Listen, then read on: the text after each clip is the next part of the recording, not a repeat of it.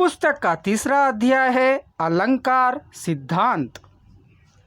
भारतीय काव्यशास्त्र में विभिन्न सिद्धांतों का उदय काव्य की आत्मा के विवाद को लेकर हुआ।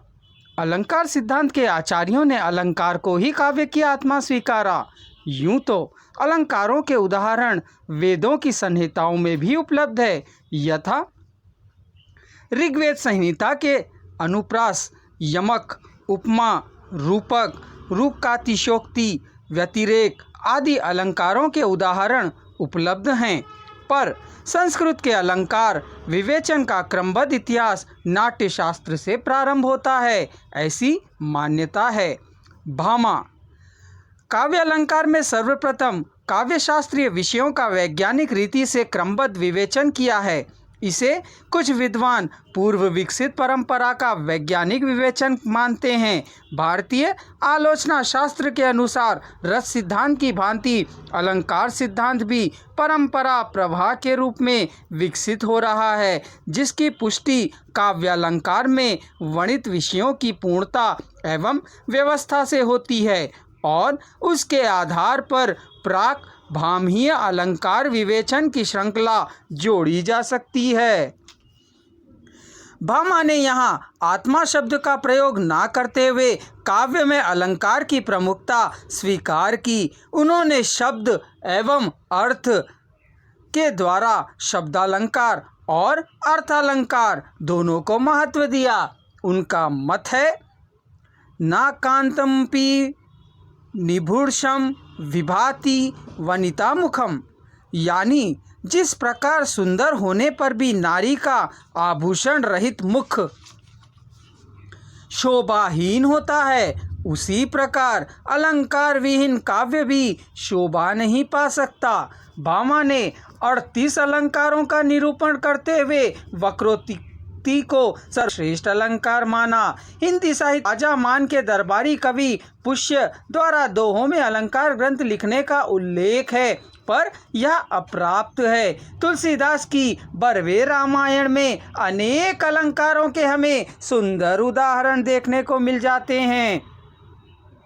इतिहास में रीतिकाल के आचार्यों के ग्रंथों की पर्याप्त चर्चा है। इनका आधार ग्रंथ संस्कृत ग्रंथ माना जाता है। उनकी व्याख्या अनुमानतया 40 के लगभग मानी जाती है। रीतिकाल तथा आधुनिक काल के प्रमुख हिंदी विचारकों के अलंकार के संदर्भ में विचार निम्न हैं। केशव दास इन्हें अलंकारवादी आचार्य माना जाता है। इनका यह भाव विख्यात है। यद्यपि सुजति सुलक्षणी सारस सुवृत भूषण बिनु नई कविता बनिता अमित।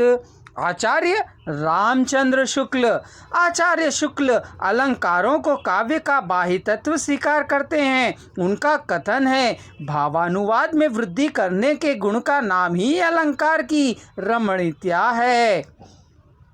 आचार्य विश्वनाथ प्रसाद मिश्र उनका मत मैं यहाँ इस कारण से दे रहा हूँ क्योंकि इनका मत शुक्ल जी के मत से भिन्न है। यह उन्हें साधन रूप में स्वीकार करते हैं। अलंकारों के उचित प्रयोग से भाव प्रतीति में सहायता मिलती है। काव्य में इनकी महत्ता या उपयोगिता इस रूप में है कि यह भाव तथ्य तक पहुँचावे। यदि भाव या वस्तु से यह पृथक हो जाएंगे तो काव्य का स्वरूप नष्ट हो जाएगा और वे निरर्थक हो जाएंगे। डॉक्टर नगेंद्र ने रीति काव्य की भूमिका में अलंकारों को काव्य की शोभा के कारण स्वीकारा है। अलंकार संप्रदाय के विषय में चर्चा करें तो हम यहाँ कह सकते हैं कि इसका उदय और विकास अत्यंत प्राचीन है। अलंकारों का अस्तित्व वेदों में भी प्राप्त है। वेद, उपनिषद और ब्राह्मण ग्रंथ में अलंकृत तथा अलंकार शब्द विद्यमान है। निरुक्त में महर्षि यास्क ने अलंकृत शब्द का पर्याय अलंकृत बताते हुए कहा कि शोभा अलंकृत अलंकृता। रामायण, महाभारत आदि ग्रंथों में भी अलंकार का स्पष्ट प्रयोग किया गया है।